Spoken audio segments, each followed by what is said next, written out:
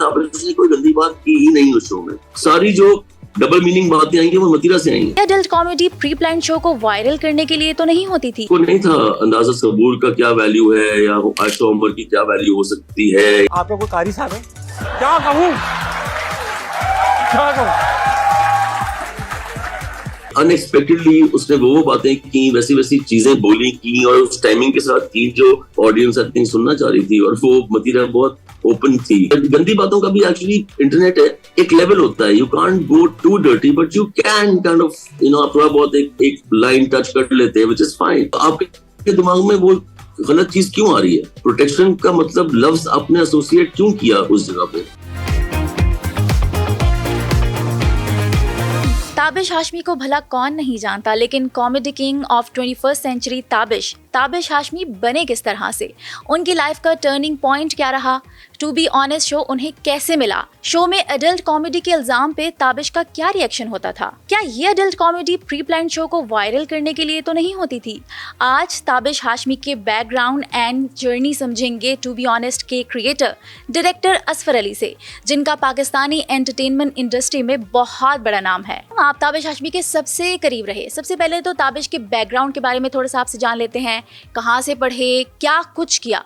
उसने इंजीनियरिंग की, फिर उसने एमबीए किया और उसने बहुत अच्छी जगहों पे जॉब्स की और एग्जीक्यूटिव पोजीशंस में जॉब की। और फिर वो कनाडा चला गया, वहां पर उसने बहुत अच्छी जॉब की। टीबीएच के हिट होने से पहले उसको अमेज़न में जॉब मिल गई थी and he was thinking, because वो सप्लाई चेन में काम करता है और कनाडा में सप्लाई चेन का बिजनेस बहुत जबरदस्त, it's a great opportunity for you if you are in the supply chain business. I think he wanted to do follow the corporate sector और वो वहां चाहता था रहे, बिकॉज पढ़ाई भी वो की भी है और दिमाग भी है और पैसे भी अच्छे हैं। जबरदस्त। लेकिन ताबिश हाशमी की आपसे पहली मुलाकात कब और क्या हुई थी? 2007 में एक टेलीफिल्म कर रहा था जिसका नाम था बारिश में दीवार। उसका कॉन्सेप्ट कुछ यूं था कि कॉलेज के लड़के लड़कियां जो है वो स्पीच कंपटीशन में हिस्सा लेते थे। फिर ये स्पीचेस लिखनी थी बहुत सारी। आईबीए का हो रहा था कोई इनका एनुअल फंक्शन या कोई, तो उसमें मेहमानी चीफ गेस्ट थे, तो उसमें ताबिश ने परफॉर्म किया। वो I think master of ceremonies था, होस्ट था। मैं बैक स्टेज उससे मिला, मैंने कहा यार आई नीड यू, तुम आओ, कुछ तुम्हें यूज करते हैं कहीं पे मजे की चीज तुम करते हो। उसने कहा ठीक है आप बता दे कब आना है। तो खैर ये और एक दोस्त था मुनीब, दोनों मेरे घर पे आए।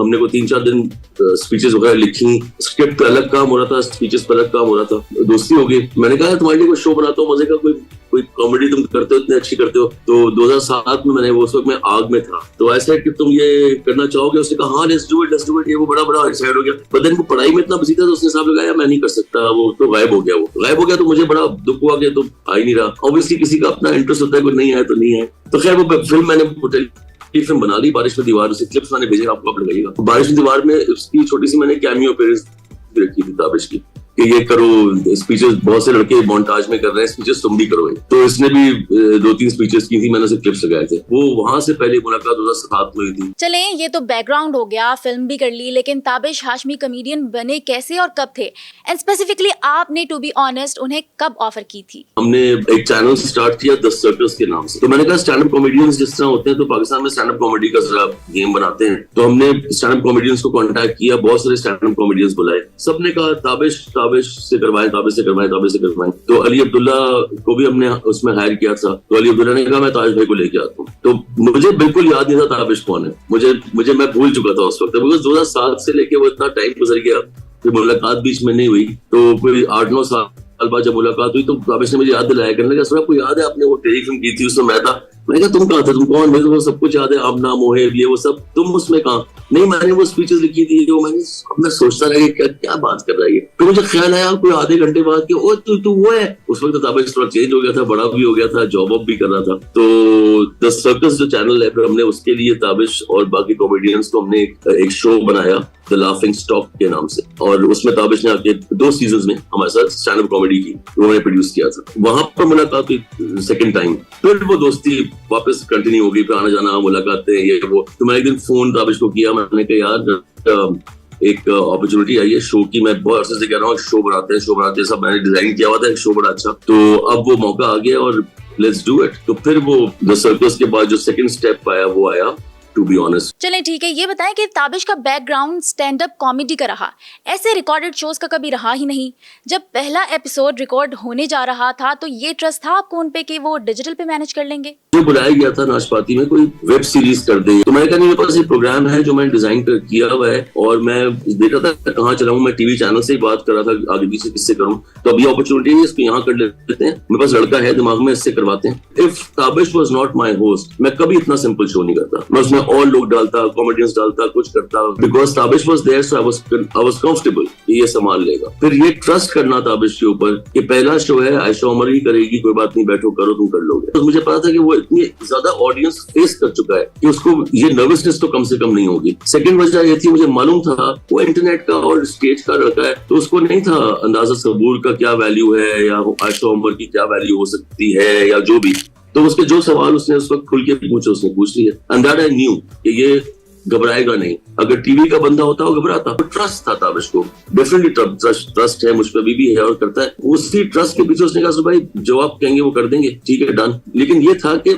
मैंने उसको कहा था कि तो 6 एपिसोड कर रहे हैं टू बी ऑनेस्ट के, अगर 6 में तुम्हें मुझे नजर आ जाएगा शो जब मैं देख रहा हूँ जब वो शूट कर रहा होगा कि चलेगा कि नहीं चलेगा। जब ताबिश ने पहला 15 मिनट गुजारे आयशा उमर के साथ, उसने होस्टिंग की और मैं देख रहा था, मैं वहां बैठा था ऑडियंस में और मैं सामने बिल्कुल देख रहा था, बस वो within the first 10 minutes I understood के शो हिट हो गया। And then I told Tabish ये शो हिट हो गया, अब सेकंड सीजन देखो क्या करते हैं, लेकिन 6 तो हो गए, अब अगले 10-15 एपिसोड करते हैं, फिर इसको चलाते हैं, चल जाएगा शो। और ताबिश की अम्मा जो है वो आई थी और बहन आई थी देखने के लिए एक दिन, तो मैंने उनको वहां पर कहा था, मैंने कहा था कि आपका बेटा स्टार बन गया। ताबिश के बारे में ये बात कही जाती है कि वो स्क्रिप्टेड कंटेंट पे कभी भी बिलीव नहीं करते, वो जो करते हैं on the spot without any script करते हैं।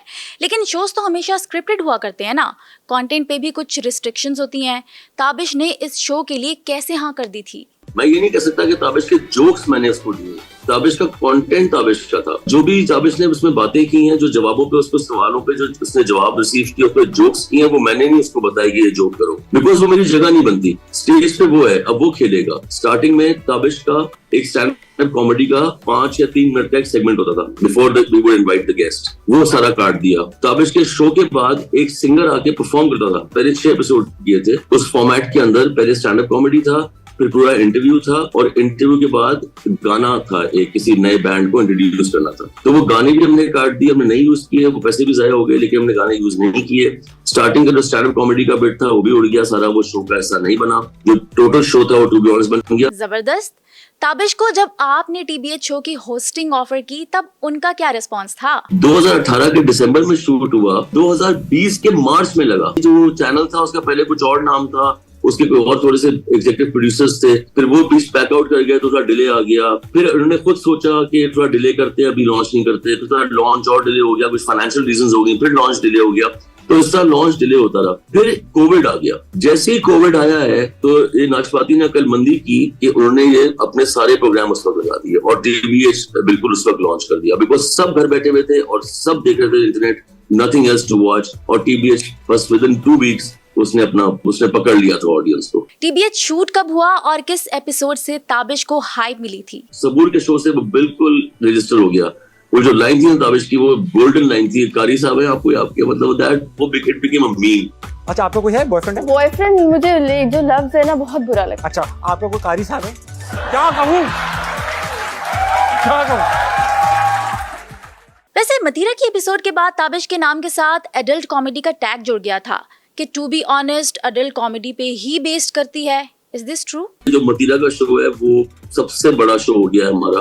आई न्यू कि वो उसमें अवाम को बहुत मजा आएगा वो शो देख के, और उसमें बिकॉज अब उस शो में कमाल बात आई थिंक ताबिश की इतनी नहीं थी जितनी मतीरा की थी कि अनएक्सपेक्टेडली उसने वो बातें की, वैसी चीजें बोली की और उस टाइमिंग के साथ की जो ऑडियंस आई थिंक सुनना चाह रही थी। और वो मतीरा बहुत ओपन थी, कोई भी इतना ओपन नहीं हुआ। तो आई थिंक शी अंडरस्टूड के प्लेटफॉर्म इंटरनेट का है और ताबिश टाइप शो है, I think we can do this, और हम ये बातें कर सकते हैं। उसने की, और लोग ताबिश को शो के लिए ब्लेम भी करते हैं कि तुमने वो कितनी गंदी बातें की। ताबिश ने कोई गंदी बातें शो में, आप गौर से वो शो देखिए, ताबिश ने कोई गंदी बात की ही नहीं उस शो में। सारी जो डबल मीनिंग बातें आएंगी वो मतीरा से आएंगी, लेकिन क्योंकि ताबिश मशहूर ज्यादा था वो या हो रहा था, बहुत पॉपुलर हो रहा था उस जमाने में, तो पीपल स्टार्ट सेइंग कि तुमने की है। बिल्कुल गलत बात है। ये शो जो है ये अडल्ट कॉमेडी पे नहीं चला, ये शो ताबिश की विट पे चला कि जैसे कोई जवाब किसी ने दिया है उसके जो जवाब में ताबिश ने बात बोली है ये उस बात पे चला है। कभी कभार कोई ऐसी बात करता था तो अक्सर मेरी आवाज आती थी, ओए गंदी बातें नहीं करो।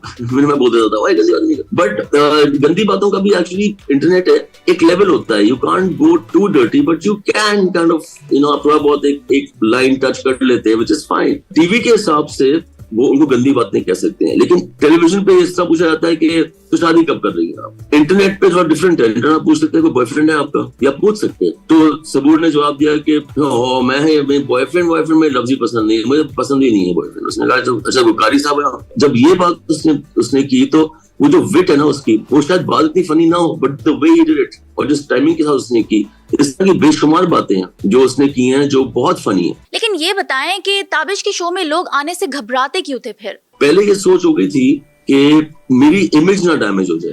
मेरी इमेज डैमेज हो गई, मेरा मीम बन गया, मैं वायरल हो गई या वायरल हो गया तो ये तो बड़ा गलत हो जाएगा। ताबिश एडल्ट कॉमेडी के नाम पे इतना टारगेट हुए कि लाहौर के एक वकील ने ताबिश पर केस कर दिया कि ये हमारी सोसाइटी को खराब कर रहा है। केस हुआ था कि उसने हेलमेट रखी और बोला, आंखों में पट्टी बांधी, उसके साथ शेयर किया और बोला कि शहजी बताइए कि ये क्या रखा है सामने, उसे किस लिए इस्तेमाल करते हैं। इसने कहा प्रोटेक्शन के लिए इस्तेमाल करते हैं। तो आपके दिमाग में वो गलत चीज क्यों आ रही है? प्रोटेक्शन का मतलब लफ्ज आपने एसोसिएट क्यों किया उस जगह पे? There's something wrong with your thought। हालांकि आप देख रहे हैं कि हेलमेट रखी है वो प्रोटेक्शन के लिए ही इस्तेमाल होती है, उस पर केस कर दिया आपने क्योंकि आपका ज़हन गंदा है। क्या ताबिश हमेशा से ही कॉमेडियन बनना चाहते थे? करना तो वो कॉर्पोरेट सेक्टर में कुछ चाहते थे, इनफैक्ट प्रोग्रेस भी कर ली थी, काफी अच्छी पोजीशंस पे उन्होंने जॉब्स की हैं अच्छी बड़ी कंपनीज में। लेकिन जाहिर बात है ज्यादा अच्छा लगता है कि लोग मिल रहे हैं, पैसे भी आप उस काम से कमा रहे हैं जो आपको पसंद है। I think I can say safely से कि ही इज much happier